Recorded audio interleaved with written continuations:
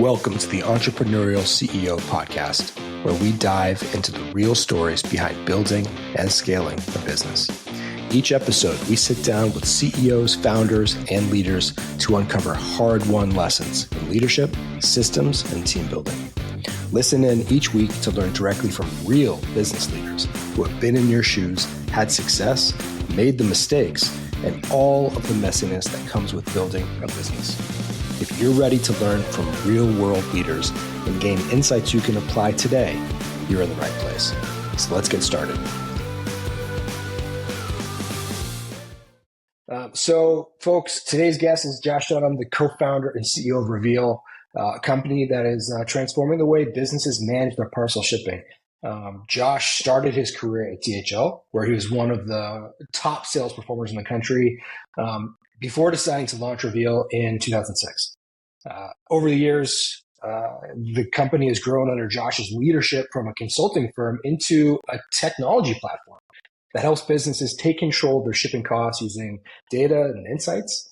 And so I'm super excited to learn about, in particular, that transition and that pivot, because I'm sure that we have a lot to learn there. So Josh, thanks, man. It's great to have you with us. I'm looking forward to learning more. So thank you for your time. Absolutely. Yeah, it's great to be here. Thanks for having me. So maybe before I get into all my questions, maybe just give the audience a brief intro, like what is Reveel? Yeah, so you kind of mentioned it a little bit in your intro, but we're really a data and analytics platform. And specific to data and analytics in the shipping, like parcel shipping space. So when you think parcel, think FedEx, UPS, don't think ocean or, big freight companies or any of that stuff. So it's all the small stuff that gets delivered a lot of times to people's homes or, there is some B2B as well. But really what our analytics do is it allows our shippers to take a really complex data set and visualize it to drive what we would call actionable insights out of that data set. So things that they can do to either improve, become efficient, ultimately save money. Okay. And how did you start Reveel? What led you down that path to making the jump from having a successful career to entrepreneurship? Yeah. So my background, as you mentioned, was doing sales. So we were a sales organization doing sales for DHL. And at the time, I really just saw that there were shippers out there that, could ship $1 million a year, and then other shippers that could ship $10 million a year. And you could see that the shippers that shipped $1 million a year, in some instances, had better discounts. And you're like, wait a second, that doesn't really make sense. And so really what led us to start this company was a lack of transparency in the space. So we started, as you mentioned, a professional services consulting firm to where we were really focused on helping companies understand their carrier agreements and really ultimately get better carrier agreements, get better pricing with the carriers. And through the years of running that business, after going through a pretty extensive interview process, our customers, what we found was they were asking us to create something different, ultimately create a technology that they could interact with, that they didn't have to engage a consultant, to use. And so that's ultimately what we did. So in 2019, we acquired a software development company and started building an application. And like you said, converted the business from a professional services into a SaaS technology business. That's a huge pivot, man. Talk to me. I'm so many questions about that, but just was it the speaking with the customers that led you to that decision? And yeah, what led you there? And then did you have any big doubts, making that big jump from professional service consulting all the way to tech play? That was a huge jump, right? Yeah, absolutely. To answer your question, yeah, it was customer driven. So we, from the very, very beginning, have always been very, very customer-centric, right? Meaning we want to do exactly what the customers are asking us to do. And, when you think about it, it's kind of interesting because that's the best place you can be in as a business, right? Is listening to your customers and ultimately building and or doing what it is that they're asking you to build and or do. And so many businesses out there, I feel like just miss that. A lot of businesses in our space have missed that through the years. And one of the reasons they keep missing it is because of the profitability. It's really hard to get away from a very lucrative consulting kind of approach and or firm in our space. It's, really, really high margins, very lucrative. And ultimately, as a byproduct of that, a lot of competitors don't really listen to the customers in regard to what it is that they want. So to answer your question in regard to the pivot, it was difficult at times, right? It was difficult to kind of go into those uncharted territories and blaze a new trail, do something that's never been done in our space. But we believed in the vision. We believed in that it was just the right thing to do for the customer. That's what they wanted, and that's ultimately what we delivered. And it doesn't mean that it was an easy transition, because it wasn't. I mean, we were coming out of a very, very highly profitable consulting business into, bringing on a dev team that's really, really expensive, bringing on a whole bunch of new software subscriptions on our own that were very, very expensive. And meanwhile, needing to support kind of both businesses at the exact same time. So there were some years where our profitability just got crushed. But thankfully, we're on the other end of that and are really, really executing on our plan. That takes, I would imagine that takes significant vision and commitment to that vision to go through those hard times, right? It's like that shroud of sorrow that they talk about. It's like, you're going through the pain, but you got to come out the other side. But you have to have the commitment and, buy-in from the team too, which is, I don't know if you ran into any of those challenges, but I would have to imagine maybe. Yeah. So I think that building from 0 to 1 is hard, right? Getting something just like off the ground and in motion, but also like scaling presents its own unique challenges. As you guys have had success with Reveel and done that climb, have you noticed anything that have changed, or like what has stayed the same, and what have been like any key learnings for others as you've scaled your business? Yeah, it's kind of interesting you say that, the 0 to 1 and then 1 to 1,000, because I mean, a long, long time ago, when it was just my partner and I that were working, in the business, on the business, basically wearing every hat in the business. We had no employees at that time. I remember we walked into a customer one day, and that customer told us, years down the road, you're going to look back and you're going to remember the times where it was just you two and life was much simpler. So growing from 0 to 1, although that presents significant challenges of its own, because you have, capital constraints and a whole bunch of other constraints that you're obviously, having to deal with, life is a lot more simpler. Once you try to go from 1 to 1,000, complexity is added. And quite honestly, the reason complexity is added is because people enter the equation, right? And people ultimately drive complexity. So that in and of itself is one of the key learnings that I would say I've had, through the time, is that people are so important to your business, right? And choosing the right people are extremely important, right? And then once you get a group and or a team of the right people, then it's like, how do you manage, right? What are the processes that you implement? What does the accountability system look like, right? And then how do you do this, all of these things, under a very specific, you probably see right behind me, but under a very specific set of values, right? That are unique to your business and your brand promise ultimately to your customer. That's kind of how the magic, I would say, ultimately kind of happens. And I would say, for us, one of the key learnings in getting from not 0 to 1, but from 1 to 1,000, and as we started incorporating, people, and now we have global teams, but quite honestly, MAP has really been a tool that we have been able to use, and it has allowed us to once again take a system of accountability and infiltrate our organization with that. And what I mean by that is, so I sit on the executive team, and we have our executive team. The very same meeting that we run on the executive level is the exact same meeting that we have all of our executives run with their teams, right? And all of our management run with their teams even below that. Now, there are certain KPIs and or vital factors that we look at on the executive level. Let's just say, I don't know, one might be new logo sales, right? That is a vital factor that we look at on the executive level. That vital factor, new logo sales, might be at the top of our sales leaders' vital factor. uh, and then they look at a bunch of other metrics that may not make it all the way up to the executive team, but that's what they look at. So the importance here is that we have the exact same structured meeting that occurs on the executive level. I think we have 9 other meetings that occur on a monthly basis that are the exact same format as ours, but they occur with the teams. And once again, that is led by a global team as well. So we have offshore teams that are running these same meetings. So in order to get to 1 to 1,000, and in order to get scale, you have to have process, you have to have scalability, you have to have the right team, and you have to have the right vital factors that are moving the organization forward. And that's really where Map has helped us. I mean, yeah, that's awesome. It's been pivotal for the businesses that I've been in as well. Did you have any challenges? I mean, I think it's amazing that you also have your offshore teams on that as well. I mean, I know that can be sort of a challenge to implement just because of the distance and the time and all that.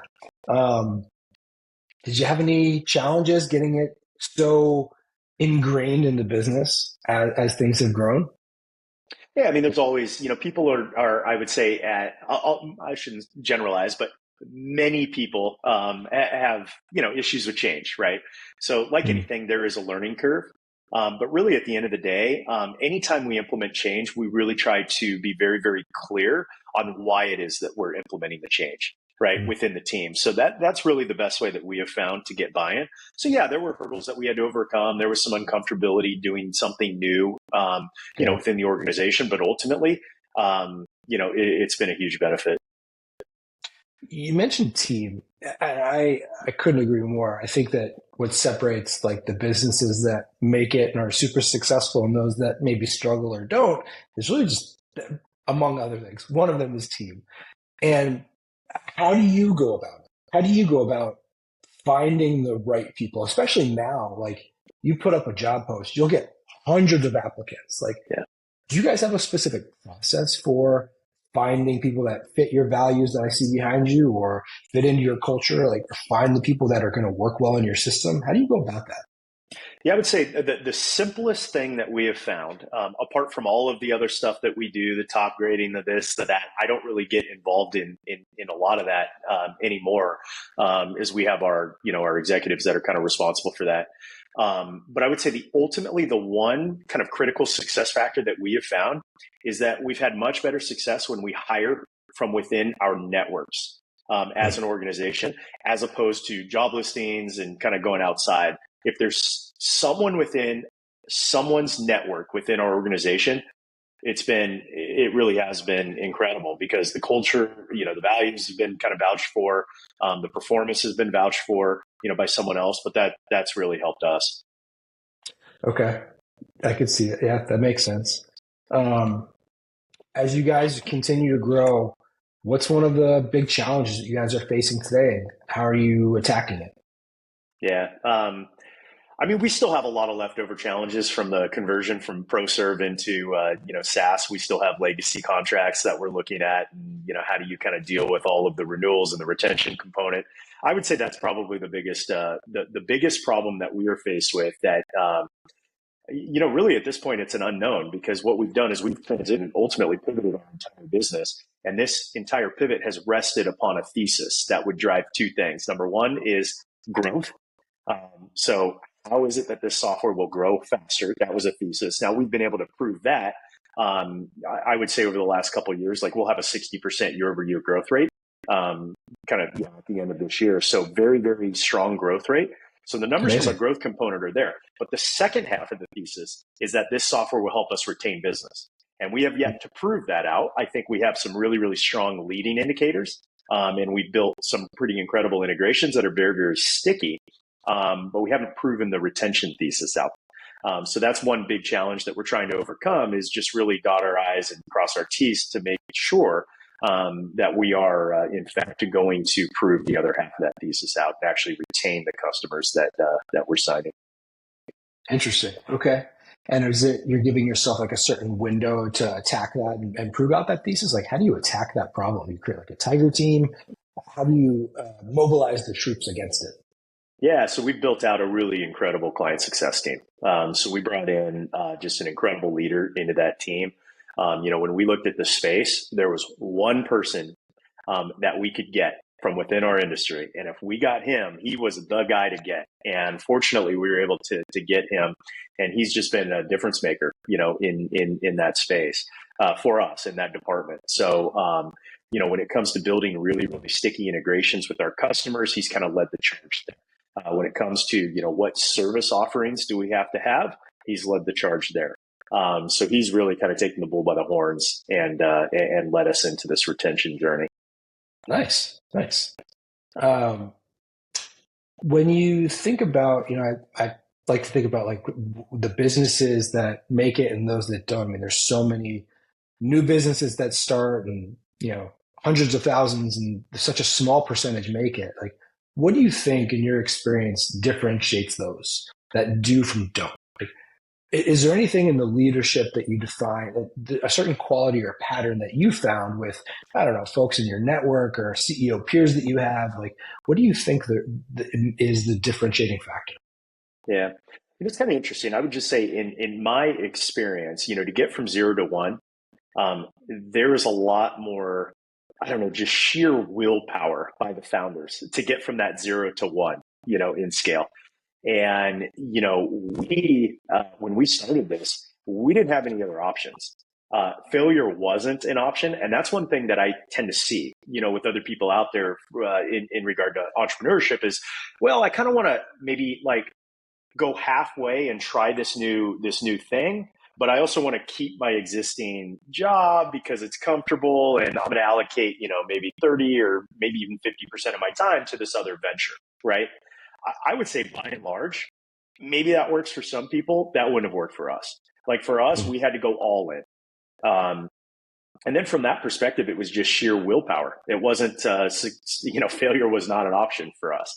And, we kind of took the entire business, put it on our backs, and just kind of got from 0 to 1. And then thankfully, after that had the means and the capital and everything else to be able to start driving scale within the business. But I would say a couple of learnings, as we kind of were in the venture of building from 0 to 1. And then what's really helped I would say it became more crystal clear for us as we went from kind of 1 to 1,000 at scale. But it was really kind of understanding your go-to-market strategy, right? And what I mean by that is kind of really breaking it down into, well, who is your core customer, right? Now keep in mind, core customers are people, right? So who are the people, that you are trying to sell to? And what problem do they have that you are uniquely able to solve that maybe no one else can solve, right? And this unique problem that you're solving should be aligned to your why, meaning why did you start this business? Why are you doing what you're doing, right? And then, focusing on, well, what niche will you be able to dominate, right? Within your specific industry. It's one thing to focus too broadly and cast too large of a net, but really honing in on what niche are you uniquely positioned to dominate. And then ultimately, it's like, what is your offer, right? And how can you make this offer so irresistible that someone would just feel stupid, saying no? And that's ultimately, that's the foundation from a go-to-market strategy that'll really kind of help you set up what is your brand promise, right, to the industry and ultimately to your customer. And as long as you're staying focused kind of on those things and you can answer those questions with conviction, I think that's a great place to start. That's super important. Has that changed for you as the business has grown over the years? Either the go-to-market strategy or the ICP, has any of that changed throughout time, or has it always been constant? I would say the things that would remain constant are going to be the why. Why are we doing what we're doing, right? And ultimately, it's to provide transparency, in our space. That's why we're doing what we're doing. That hasn't changed. That's been our North Star. That always will be our North Star. Now, that being said, our core customer has changed. The problems that we are solving have changed, through the years. So absolutely other things change. But one thing, once again, to reiterate, that stayed the same has been our why. That's okay. So that's your anchor. That's super important. This might be a very broad question, but thinking through your growth and the company, like, is there any one mistake or landmine you stepped on that you could share with people listening that would help them to avoid that same landmine and not make that any mistake come to mind that you'd advise entrepreneurs like, don't do this. The mistake I made, don't do this.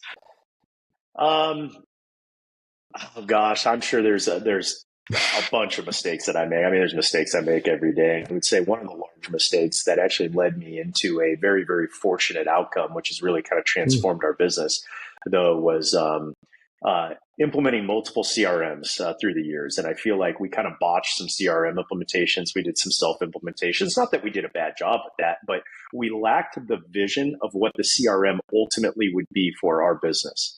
And as a byproduct of that, it led us to really look at an organization that I joined. It's called the EO, Entrepreneurs Organization. I actually met Michael Cato there at EO. I was also the president of the organization for one time, served on the board for many, many years.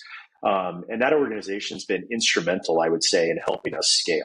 And that organization has really gotten me out of the business and been able to really look at the business holistically and drive the business to a place where it could grow.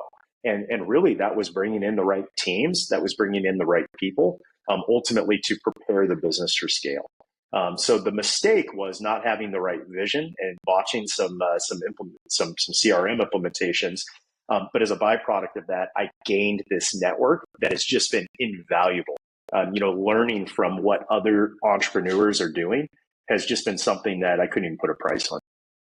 Yeah, that's awesome. I mean, I think those, whether it's EO, YPO, just having like the CEO and leaders, a lonely job sometimes, right? So having a network of other leaders and CEOs that you can collaborate with, commiserate with, learn from, it's super helpful. How has your role evolved there over the years as the business has grown? I mean, any specific skills or things that you've had to learn to grow with the business as it scaled? Yeah, I would say it's one of the things that has been really, really important that I actually learned during kind of my leadership tenures at EO is oftentimes in your own business, it's very, very easy because you lead from a place of authority, right? And you can say things like, do this or else, right? Now, when you start leading other entrepreneurs, you can't lead from a place of authority. You don't have a place of authority, right? I mean, they're kind of at the same exact level as you are. And what I really learned was you have to learn to lead through influence as opposed to through authority. And I really brought that into our business with our executive teams. I really live by the mantra that Steve Jobs said, we don't hire great people to bring them in and tell them what to do.